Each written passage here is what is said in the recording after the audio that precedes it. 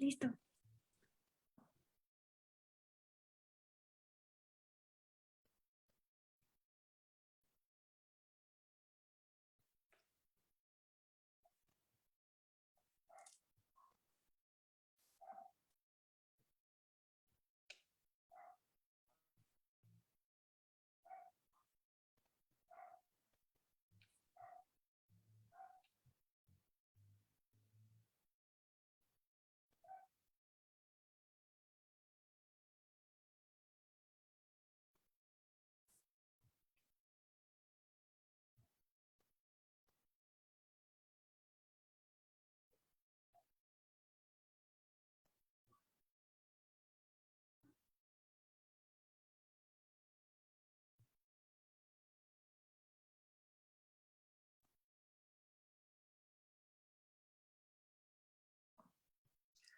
Hola, buenos días. Bienvenidos a una nueva edición del programa de actividades del Seminario de Sociología General y Jurídica, a nuestra conferencia del día de hoy, que tenemos el gusto y el privilegio que nos acompaña el maestro Alejandro Avendaño Ábalos, a quien agradecemos infinitamente el aceptar estar con nosotros el día de hoy, y que su conferencia tratará el tema el derecho de defensa en el procedimiento penal.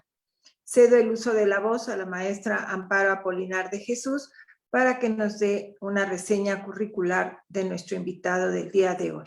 Por favor, maestra Amparo. Claro que sí, doctora. Muchas gracias. Muy buenos días a todos. El maestro Alejandro Avendaño Ábalos es licenciado en Derecho por la Facultad de Derecho de la Universidad Nacional Autónoma de México. Es maestro en Derecho por la División de Estudios de Posgrado de la Facultad de Derecho. Especialista en Derecho Penal por la misma División de Estudios. Asimismo, cuenta con la especialidad en Derecho Familiar en la unidad de posgrado con sede en la antigua Escuela de Jurisprudencia. Ha estudiado en diversos talleres y cursos en el Colegio Mexicano de Oralidad Penal, así legal en el Instituto Nacional de Ciencias Penales, INACIP. Actualmente es profesor de Derecho en la Unitec y Universidad de Londres. Ha impartido diversos talleres y entrevistas de radio para el canal Yus Multimedia incluido, por supuesto. Ha participado como disertante en varios diplomados en Derechos Humanos y Juicios de Amparo para la Suprema Corte de Justicia de la Nación. Se desempeñó en el Tribunal Superior de Justicia y en la Procuraduría General de Justicia, instituciones ambas con sede en la Ciudad de México. Adscrito a los juzgados penales de primera instancia en el Reclusorio Preventivo Varonil Oriente. Actualmente se desempeña como abogado postulante especializado en materia penal y familiar en el despacho Avendaño Abogados, del cual es fundador y titular. Bienvenido, maestro. Muy buenos días. Agradezco mucho la invitación que me realiza el Seminario de Sociología General y Jurídica de la Facultad, a quien preside dicho seminario, la doctora Elsa Núñez Carpizo, muchas gracias, así como también a la maestra Amparo Apolinar de Jesús, y por supuesto a las autoridades de nuestra facultad, comenzando por el director de la facultad, el doctor Raúl Contreras Bustamante, muy agradecido por la invitación. Pues el día de hoy vamos a reflexionar y tratar un tema muy trascendental en el procedimiento penal que tiene que ver con uno de los sujetos procesales, que es la persona a quien se le señala como posible autor o partícipe de un hecho que la ley señala como delito. En ese sentido, hablamos, aunque el artículo 211 del Código Nacional de Procedimientos Penales señala que al imputado genéricamente se le referirá al imputado como aquella persona que es señalada como tal por la autoridad, por la comisión posible de un delito, pues entonces no siempre podríamos hablar de imputado, sino también de acusado y sentenciado. Esto es dando seguimiento a la literalidad del precepto de mención, aunque me parece importante también incorporar la denominación investigado, porque si nos referimos a las etapas del procedimiento penal, también vamos a ver un poquito más adelante que la persona imputada más bien tendría que referirse a cuando se le formulara una imputación durante la audiencia inicial. Bueno, vamos con la siguiente, por favor, la diapositiva. Bueno, antes de referirnos al derecho de defensa en el procedimiento penal, recobra esencial importancia que advirtamos qué etapas conforman este procedimiento. De entrada son tres grandes etapas. Como ustedes ya lo saben, como lo han estudiado en sus clases, la primera es una etapa de investigación, posteriormente una etapa intermedia o preparación a juicio y finalmente una etapa de juicio. Durante estas etapas, la persona a quien se le atribuye esta posible comisión de un hecho con apariencia de delito va a ir adquiriendo distintas denominaciones, como lo acabo de mencionar. Y entonces vamos a tener que esta persona, o desde comenzando una noticia criminal mediante denuncia o querella o acto equivalente, entonces esta persona puede llegar a ser señalada desde esa comparecencia que haga el denunciante o querellante, víctima o ofendido, ante la agencia del Ministerio Público. O bien, no necesariamente mencionarse de manera concreta, sino que señalarse a quien resulte responsable cuando no se tenga el nombre exacto de la persona o no se tenga plenamente identificada. Bueno, pues el denunciante querellante estará en posibilidad de hacer esa mención o no. Entonces, con esta noticia criminal que comienza con la denuncia, querella o acto equivalente, damos pauta al procedimiento penal. Y aquí, fíjense, les puse que el acto que finaliza el procedimiento penal es la sentencia definitiva, pero aquí hay que hacer una acotación. Previo a la reforma constitucional de 18 de junio de 2008, el sistema penal mixto, erróneamente algunos lo catalogan como puramente inquisitivo, preveía que prácticamente por la regla general es que el conflicto penal finalizara mediante sentencia definitiva.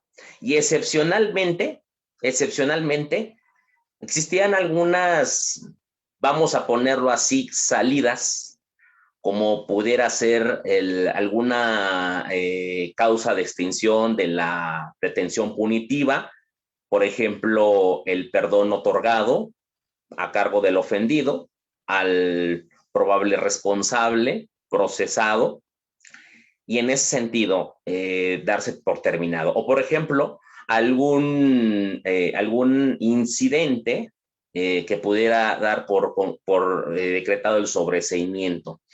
Sin embargo, era la sentencia definitiva.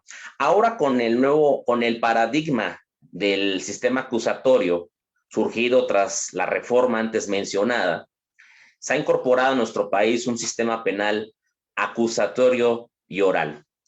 El artículo 20 constitucional, en su apartado A, nos hace mención que el proceso penal será acusatorio y oral. Ya ahí delinea las características esenciales de cómo debe ser el proceso penal.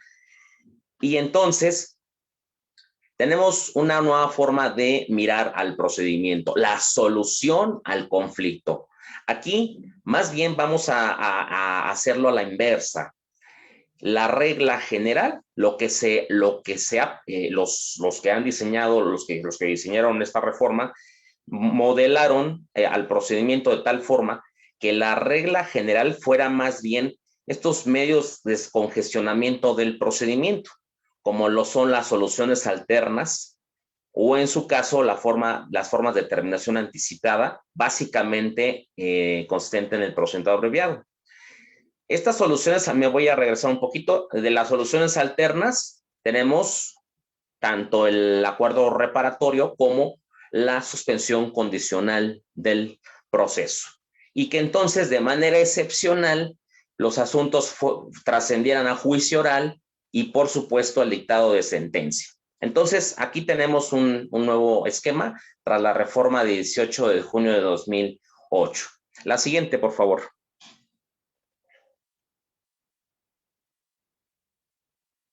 Gracias. Y bueno, ya aquí les esquematizo de manera más concreta que cada etapa tendrá fases. Y aquí podemos entonces hacer la distinción entre lo que pudiera llamarse la persona investigada, la persona imputada, la persona acusada y sentenciada. Acabo de hacer mención que el vocablo investigado no se encuentra reconocido en el artículo 211 del ordenamiento procesal de la materia, pero me parece que debería de funcionar. La persona investigada es toda aquella que es señalada y que es investigada durante la etapa de investigación en la fase inicial. La fase inicial, esta gran etapa de investigación, como les he comentado, bueno, pues comienza desde la noticia criminal con la denuncia, querella o acto equivalente y finaliza con el agotamiento del plazo para el cierre de investigación durante la fase complementaria. Pero en la fase inicial, en la cual todavía por regla general no tenemos la intervención de un juez de control, sino en forma excepcional, pues entonces aquí la autoridad es el Ministerio Público. Y entonces ahí no necesariamente el Ministerio Público podrá entonces citar o incluso detener a la persona señalada. Entonces ahí podríamos decir que pues está al menos siendo investigada. Ya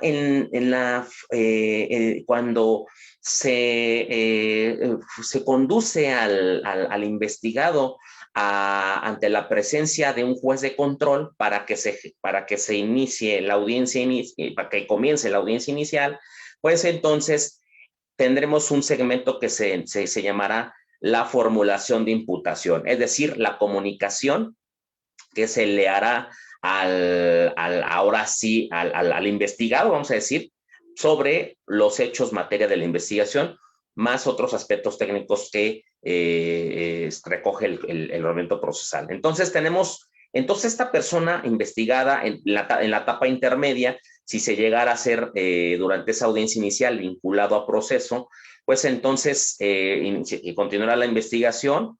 Si llegara entonces el Ministerio Público a determinar la acusación, entonces abrimos, una vez presentado el escrito de acusación, abrimos propiamente la etapa intermedia. Esta etapa intermedia conformada de dos fases, la fase escrita y la fase oral, y en la fase oral vamos a tener la audiencia. Entonces, en esta etapa intermedia vamos a denominarle acusado.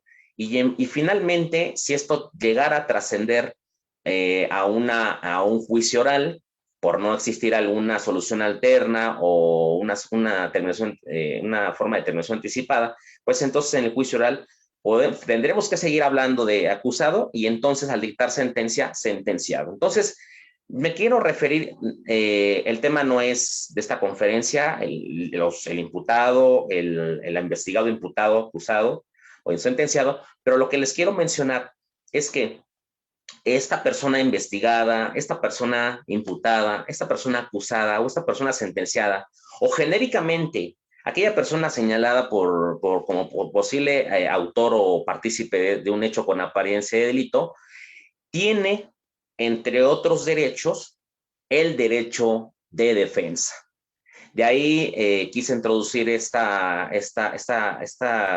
forma de calificar a esa persona, cómo adjetivizarla, y cómo contextualizarla dentro del procedimiento penal de acuerdo a la etapa y fase en la que nos encontramos. Entonces, tiene derechos. La siguiente, por favor.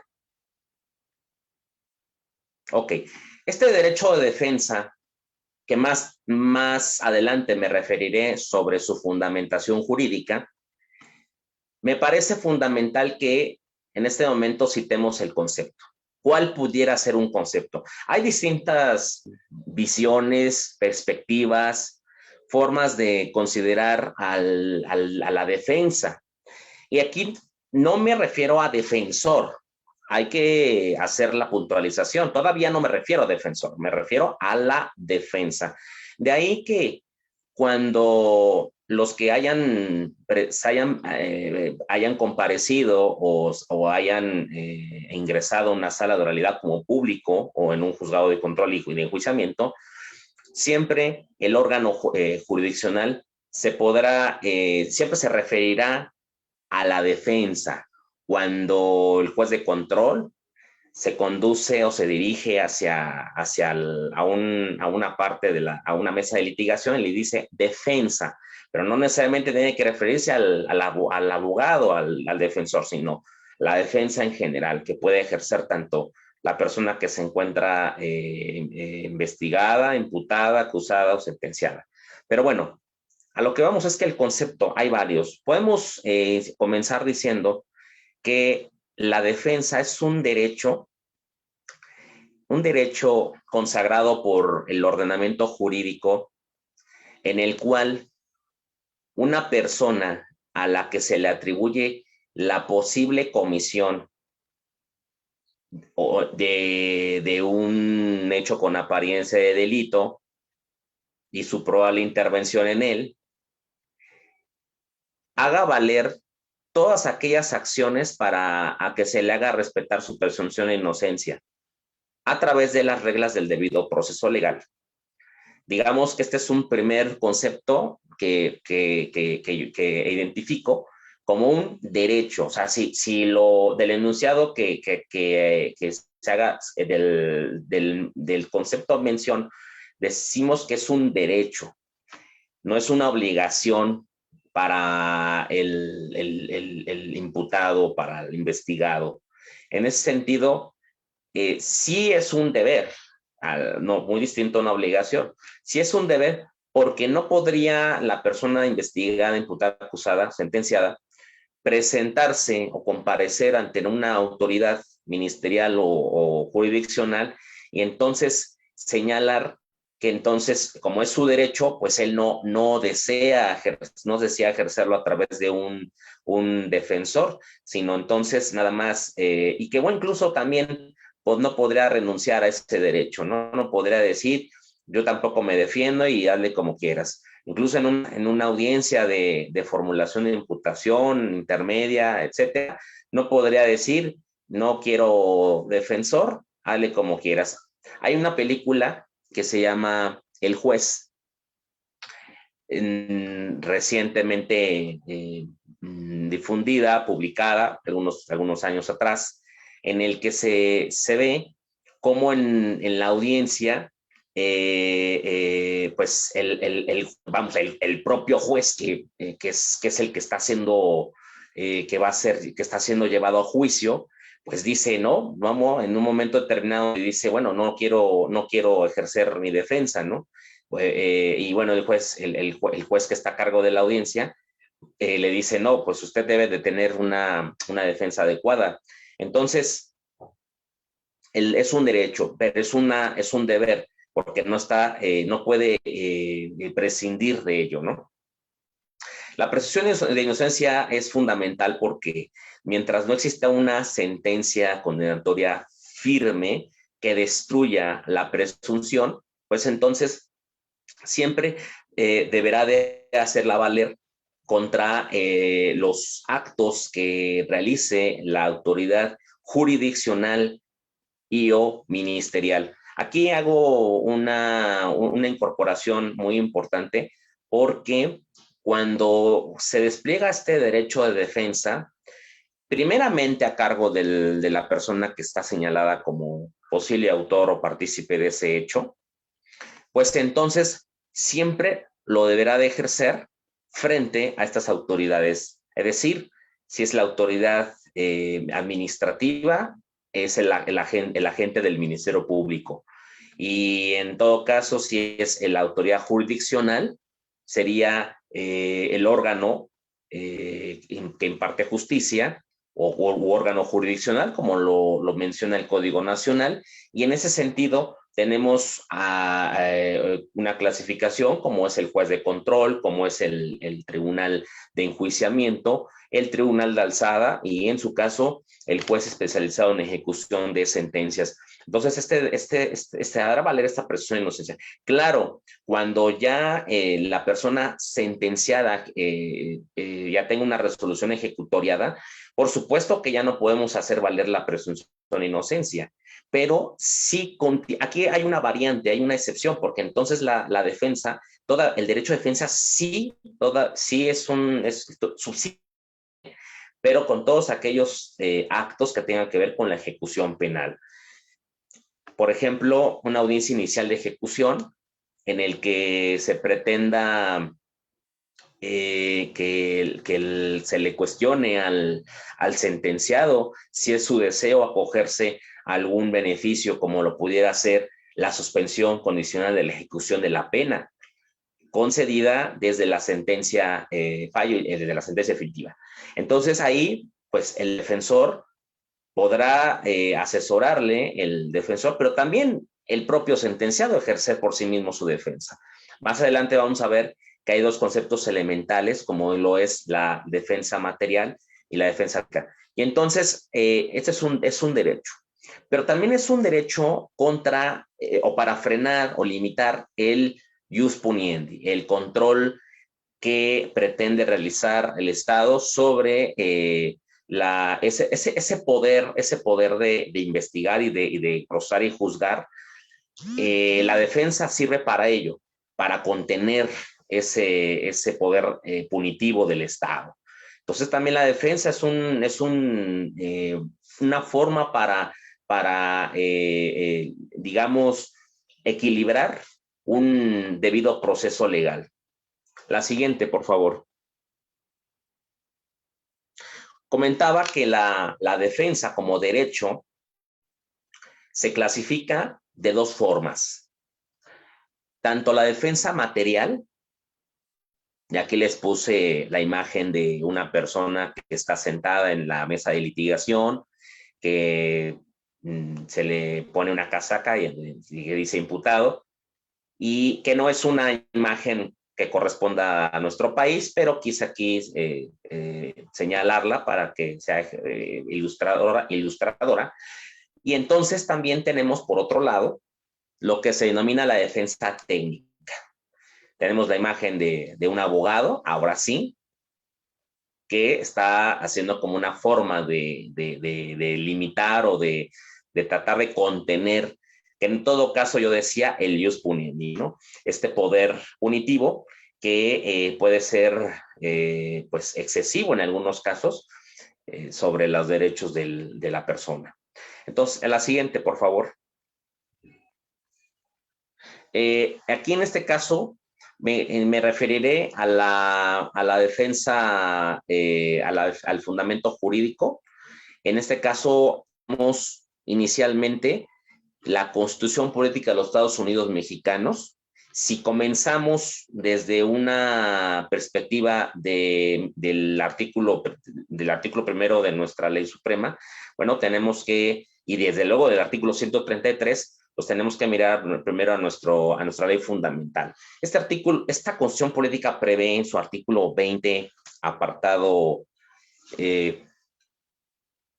P, en su fracción octava, un derecho de defensa. Fíjense que previo a la reforma constitucional en materia de sistema de justicia y seguridad pública, preveía en su artículo 20, en su apartado A, fracción novena, que la defensa podría ser por sí, por abogado o por persona de confianza. Ahora con la reforma ya no dice por sí y ya no dice que la defensa pueda ser mediante persona de confianza. Entonces, solamente lo reduce a una defensa por abogado. Entonces, me voy a permitir de manera muy rápida señalar este artículo 20, leer este artículo 20, en el que señala de los derechos de toda persona imputada, que así lo sigue manejando también nuestra propia Constitución. Fracción octava. Tendrá derecho a una defensa adecuada por abogado, el cual elegirá libremente incluso desde el momento de su detención. Si no quiere o no puede nombrar un abogado, después de haber sido requerido para hacerlo, el juez le designará un defensor público. También tendrá derecho a que su defensor comparezca en todos los actos del proceso y este tendrá obligación de hacerlo cuantas veces se le requiera. Entonces es un derecho que ya nos refiere a una defensa adecuada como lo venía haciendo el texto anterior, pero ya no se elimina estas posibilidades de que sea en forma digamos, por sí, aun cuando la defensa material sí podría darse por sí mismo, pero no en forma aislada. Ahorita vamos a ver. Entonces, ese es el artículo 20. También tenemos, por citar los tratados internacionales, me atreví aquí a señalar que tenemos la Convención Americana de Derechos Humanos, en su artículo 8, número 2, inciso D y E, que señala sobre las garantías judiciales. Y en su inciso D, me voy a permitir leerlo, derecho del inculpado de defenderse personalmente o ser asistido por un defensor de su elección y de comunicarse libre y privadamente con su defensor. Inciso E, derecho irrenunciable de ser asistido por un defensor proporcionado por el Estado, remunerado o no según la legislación interna. Si el inculpado no se defendiere por sí mismo ni nombrare defensor dentro del plazo establecido por la ley.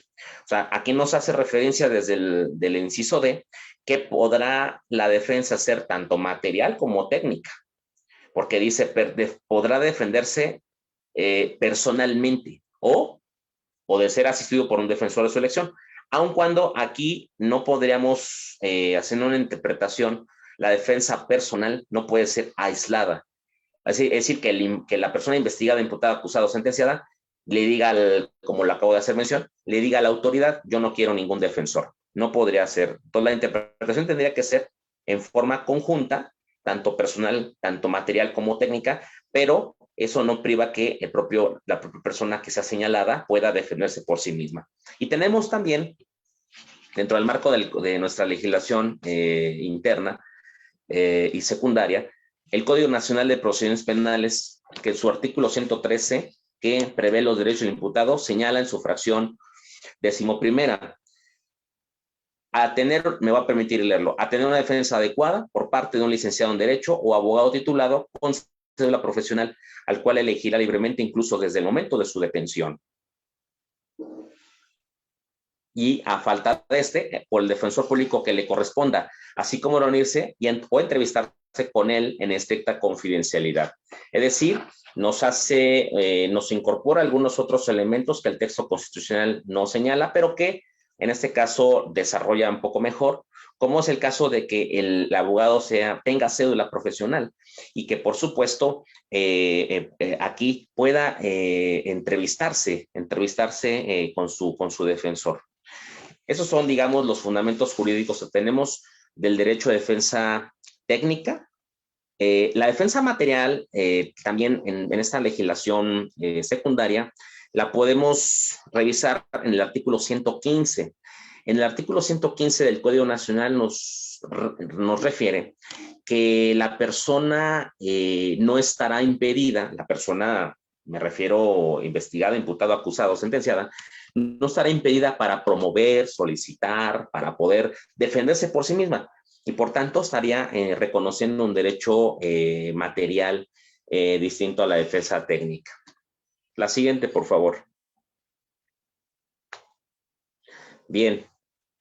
La defensa material, la acabamos de mencionar, es la que ejerce por sí mismo la persona señalada, pero no en forma aislada, como lo acabamos de mencionar. Y la defensa técnica ya tendrá que corresponder propiamente al abogado titulado con cédula profesional. De ahí la palabra técnica, por los conocimientos profesionales, la experiencia, etcétera. Esta defensa técnica podemos considerarla que tiene dos aspectos. El aspecto formal, que tiene que ver con la cédula profesional. La Suprema Corte de Justicia de la Nación ha resuelto que hay estos dos aspectos, pero que en el aspecto formal se colmará con que el defensor, el abogado, esté titulado y tenga la cédula profesional. Pero no basta con ello, no basta con ello, porque el hecho nada más de exhibir una cédula profesional automáticamente no significa el hecho de que se garantice una defensa técnica y adecuada, sino que solamente podrá garantizar en cierta medida que esa persona ha tenido los conocimientos mínimos de una carrera de derecho. Pero también aquí en la carrera de derecho, también lo sabemos todos, que dentro del plan de estudios no todo es de derecho penal.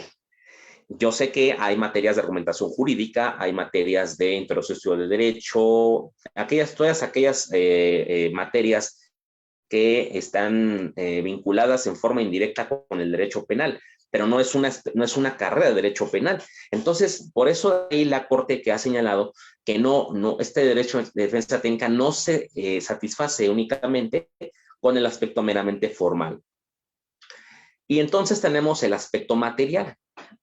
Este aspecto material significa que el defensor, el abogado, debe tener una mínima diligencia en cumplimiento de sus deberes.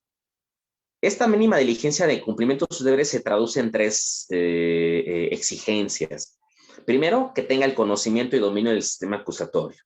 Es decir, aquí el abogado no puede llegar a vamos a ejemplificar, una audiencia de control de legalidad de la detención, y entonces cuando se le concede el uso de la palabra para ejercer su contradicción respecto a lo previamente solicitado por el Ministerio Público, por cuanto a la que se califique de legal la detención, entonces ahí el defensor deberá saber muy bien que en ese uso de la palabra no podrá referirse a los aspectos atingentes al hecho.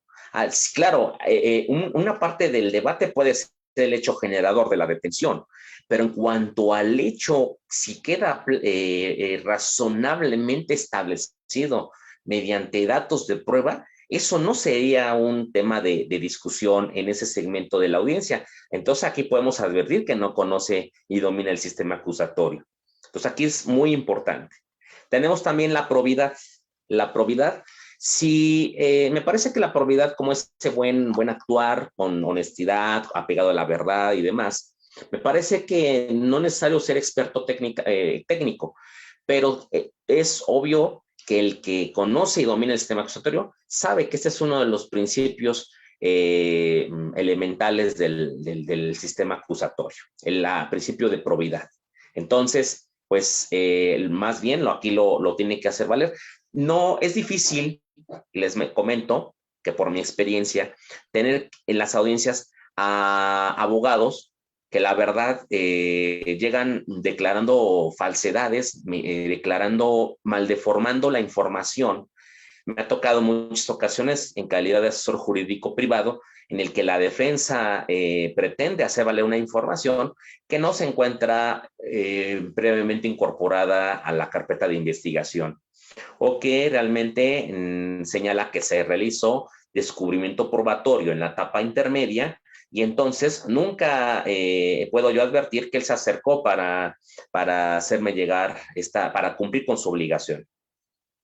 Y señalando al órgano jurisdiccional que sí cumplió. Entonces, la probidad hay que tener mucho cuidado, y me parece que esa es una tarea de dos aspectos.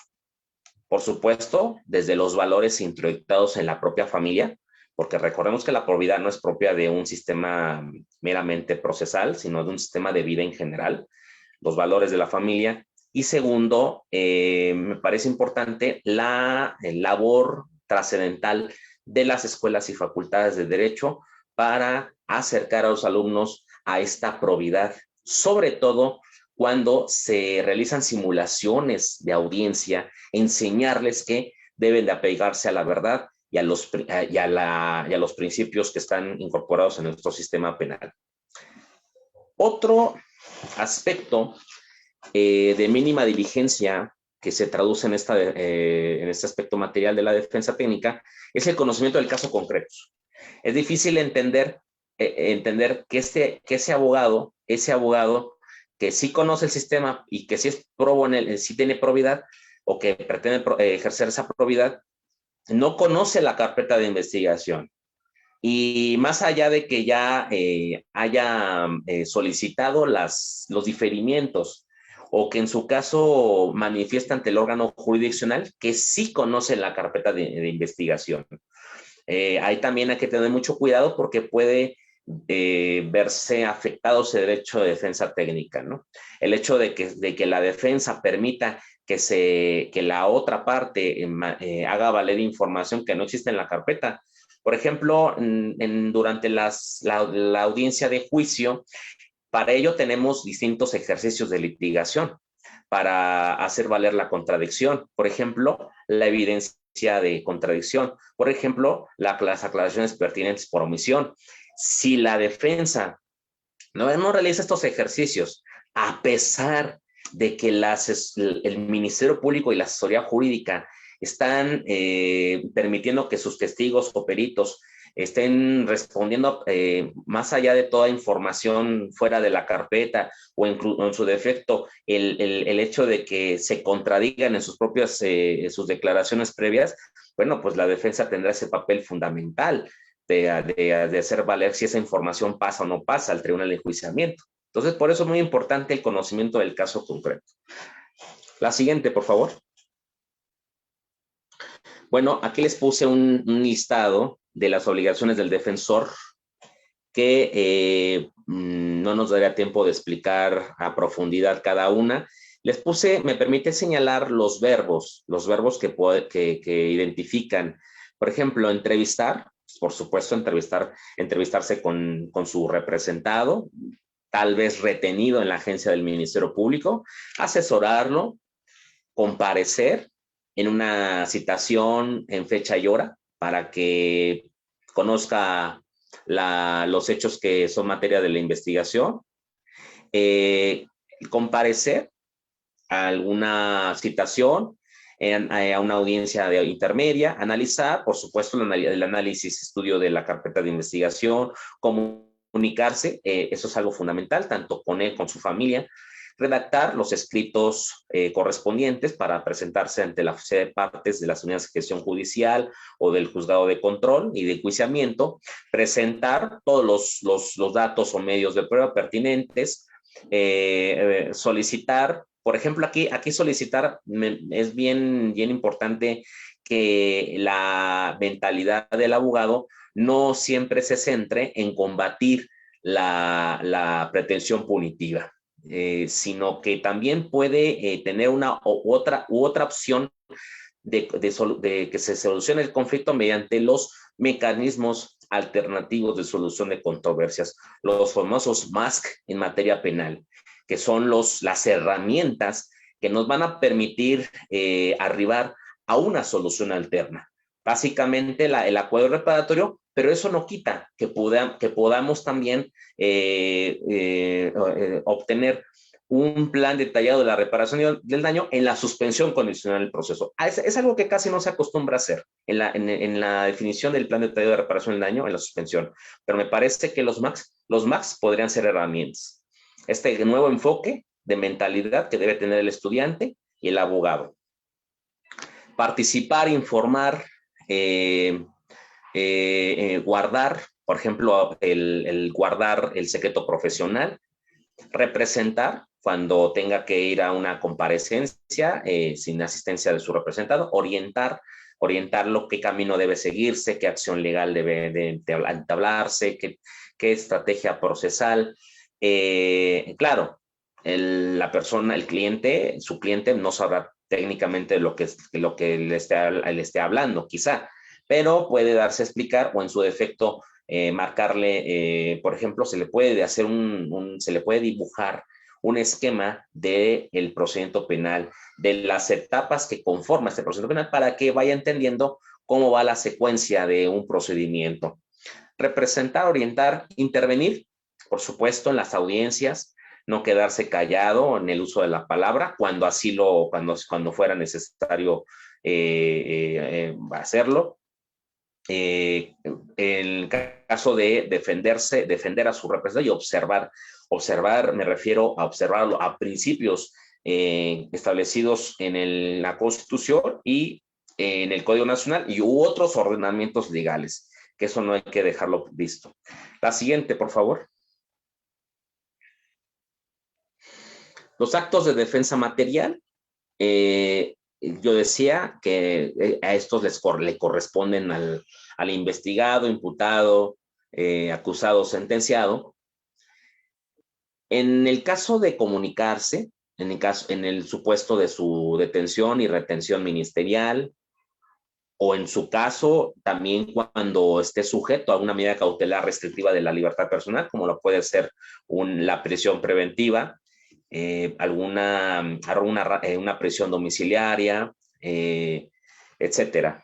Declarar o guardar silencio, que ese es un derecho elemental. Aquí no puede usarse aquel dicho que se usaba antes, que el que calla otorga. Claro, el que calla otorga está impregnado de una gran presunción de culpabilidad ante el silencio. Entonces, ese esquema ha transitado y se ha transformado para entonces tener más que nada una presunción de inocencia como eje fundamental de todo debido proceso penal. Entonces, declarar o guardar silencio. Aquí es bien importante, y aquí es la asistencia del defensor técnico, el del abogado es fundamental, porque me ha tocado en las audiencias que hay que saber usar los silencios. Hay que saber usar en qué momento hay que decir y en qué momento no que decir. Entonces aquí me parece muy importante que va a declarar. Muchas veces, si no hay esa comunicación previa, comunicación y yo diría preparación previa entre él y su defensor, pues entonces llegan los problemas en la propia audiencia o incluso en la diligencia ante el Ministerio Público. Informarse, eso es fundamental porque muchas veces hay lamentablemente abogados que le niegan la información o no contestan el teléfono o esto, lo otro. Y no digo que no conteste el teléfono quizá 1 hora o 2 horas, sino que hay veces que ni días contestan. Entonces, bueno, hay veces que el cliente está desesperado en informarse cómo va su asunto. Negarse en todo caso, por ejemplo, que los elementos de policía de investigación pretendan recabar un registro fotográfico o una fotografía de su rostro en las galeras del Ministerio Público. Un acto de defensa suyo puede negarse a ese acto de investigación.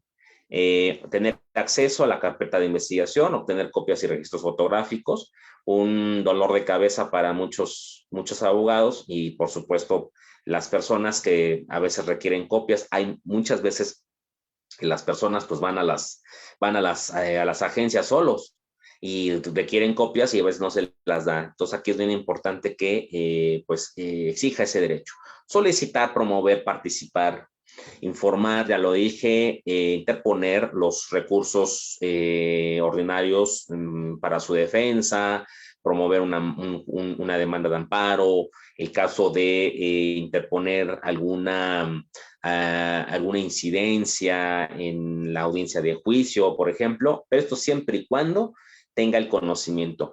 Me ha tocado, hay casos en los cuales el acusado, el investigado acusado o imputado, pues es abogado, y el hecho de que sea abogado no significa que le diga al órgano jurisdiccional, yo no necesito abogado, yo necesito defensor, o tampoco significa que todo esté supeditado a lo que diga su defensa técnica. También el mismo, aunque sea de abogado, podría alegar algún aspecto técnico, siempre y cuando pues, no esté en contradicción con lo que diga su defensor técnico, ¿verdad? Intervenir, defender y observar. La siguiente, por favor.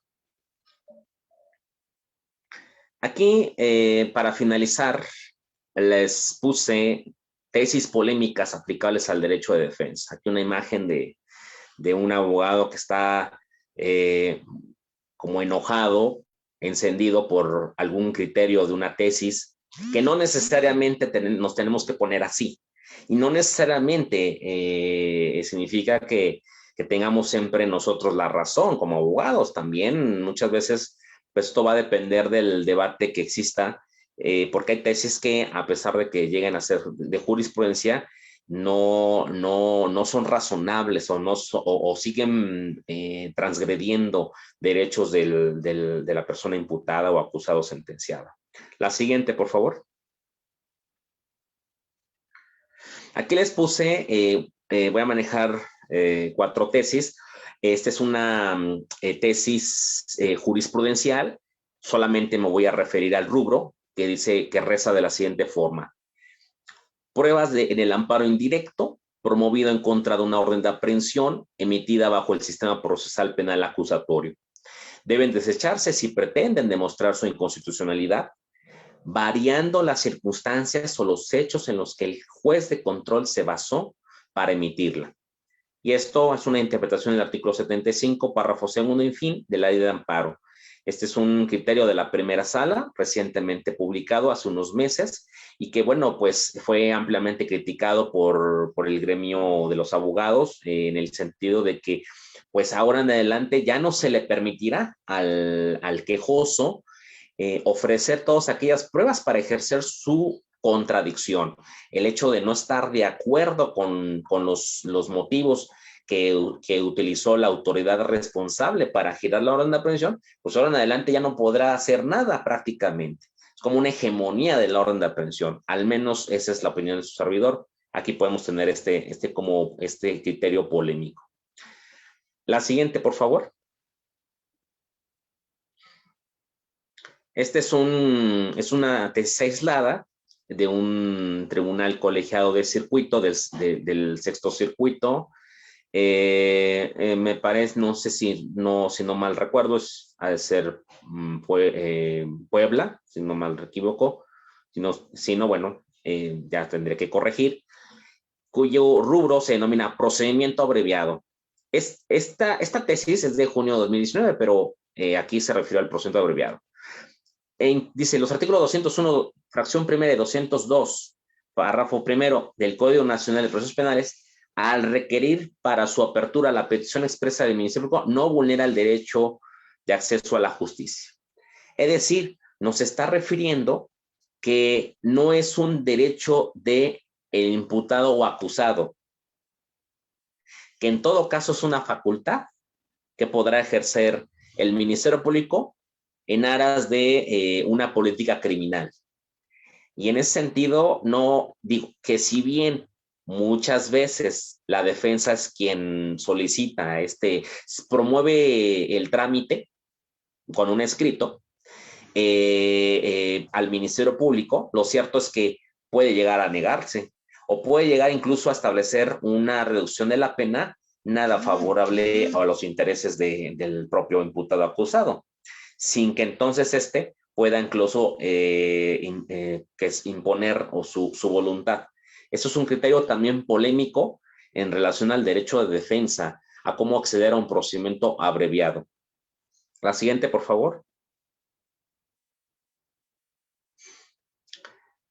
Este criterio deviene también de un tribunal colegiado del segundo circuito, es decir, del Estado de México, que fue emitido en el mes de agosto de 2018, cuyo rubro reza de la siguiente forma.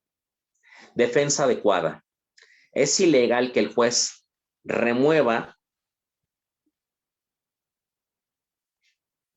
o revoque el nombramiento de un defensor previamente designado por el imputado por incompatibilidad con un criterio jurídico sostenido por aquel. Este es un criterio no tanto que su contenido de la tesis sea controvertido, más bien es un tema que en la realidad de las audiencias llega a ocurrir mucho, en el que la defensa sostiene una postura, sostiene un punto de vista, y si el órgano jurisdiccional no le parece o considera que no es el adecuado, hay jueces todavía con esa mentalidad digamos, tiránica o de autoridad exacerbada, incluso llegan a percibir al propio abogado para que no es erróneo su proceder, y que incluso lo perciben que si siguen sosteniendo esa postura o siguen señalando, digamos, guardando ciertos silencios para ciertos temas, entonces se le prevendrá a su representado para que designe a otro defensor, o ante su negativa se traiga un defensor público. Entonces aquí el problema que muchas veces tenemos es que si la forma de ser del juez llega a ser arbitraria, muchas veces tendríamos este problema, porque a pesar de que nosotros o la defensa técnica haga valer sus argumentos o criterios, pues queda a expensas de que se ejerza alguna medida disciplinaria o alguna medida que incluso lo expulse de la propia audiencia. Claro, esto a reserva de que se puedan interponer los medios de defensa en caso de que llegue a ocurrir eso, pero muchas veces llegamos a tener, o los defensores técnicos llegan a tener ese problema. No sé si hay otra diapositiva. Creo que son todas. Bien, pues en ese sentido, indíqueme, maestra, vamos bien en tiempo, ya está el tiempo terminado, indíqueme por favor. Estamos en tiempo, mi querido Alejandro, entonces realmente quiero en esta última parte, la mayoría de nuestros alumnos han tenido muchas inquietudes porque muchos de ellos son de primer semestre, es decir, este es su primer acercamiento, y yo creo que el panorama que les has dado pues es muy nutritivo en esta perspectiva del derecho de defensa. Por eso quisiera aprovechar estos minutos antes de despedirnos para que les dieras un consejo sobre, desde tu perspectiva, desde este ámbito práctico, cómo ellos podrían precisamente iniciar en este ámbito de la defensa, desde tu postura, obviamente, como abogado litigante. ¿Qué consejo les podrías dar? Claro, con mucho gusto. Es muy importante que la formación jurídica y académica sea muy sólida. En términos generales, me parece fundamental que el alumno, a pesar de que tenga una orientación hacia determinada rama jurídica, y en este caso la materia penal, sí no ignore las demás ramas del derecho. Porque, por ejemplo, en el caso de los delitos contra el patrimonio, me ha tocado ver en diversos asuntos la intervención de defensores, claro, yo como asesor jurídico, pero me ha tocado ver defensores que no saben distinguir entre una posesión originaria y una posesión derivada. Esto para efectos del tipo penal de abuso de confianza, básicamente. O por ejemplo, muchas veces no se sabe distinguir cuál es el bien jurídicamente tutelado en el despojo, si se trata de la propiedad o se trata de la posesión, cuando esta última es el valor que la norma pretende proteger. Entonces, me parece que es importante las demás ramas jurídicas, empezando una formación sólida.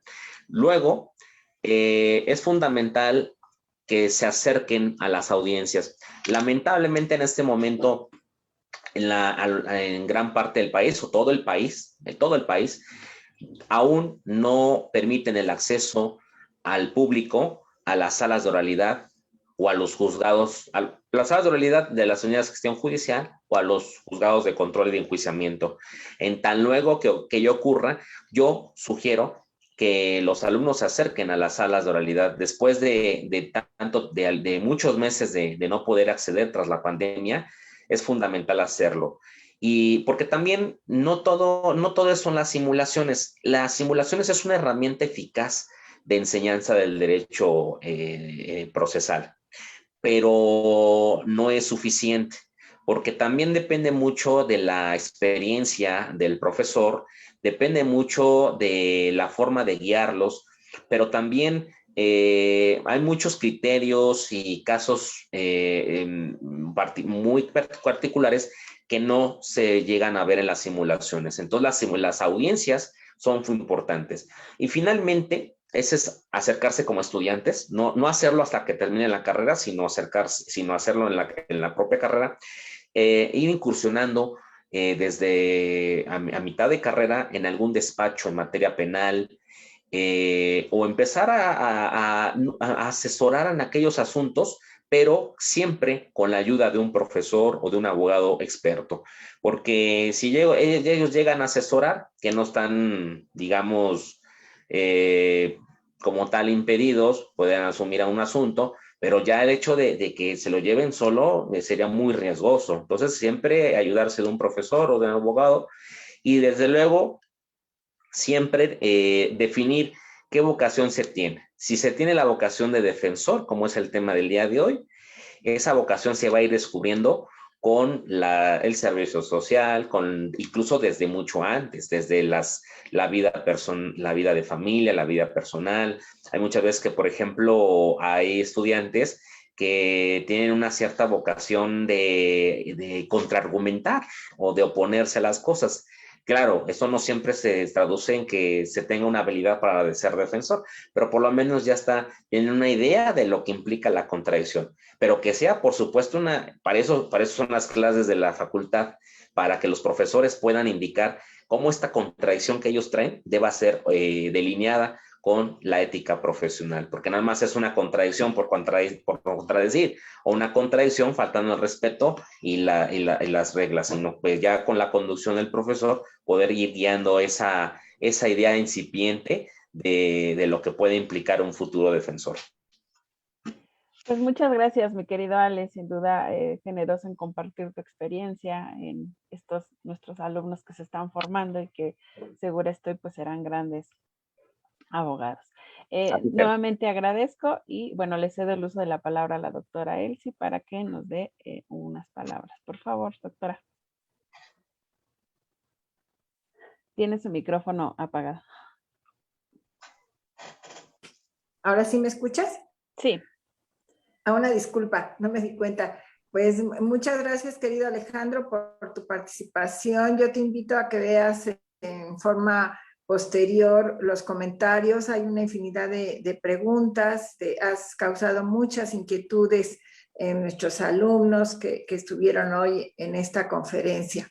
Te agradezco nuevamente siempre tu disposición para compartir tus conocimientos con nuestros alumnos y espero la posibilidad de volvernos a reunir el próximo año que iniciamos nuestras actividades. Mil gracias a la maestra Amparo por todo el apoyo para realizar estas conferencias, a Cristina y a quienes nos favorecieron con su atención, pues los esperamos en nuestras próximas actividades. Por hoy, muchas gracias y tengan bonita tarde y bonito fin de semana. Gracias, hasta luego. Muchas gracias a todos y al auditorio por vernos y escuchar.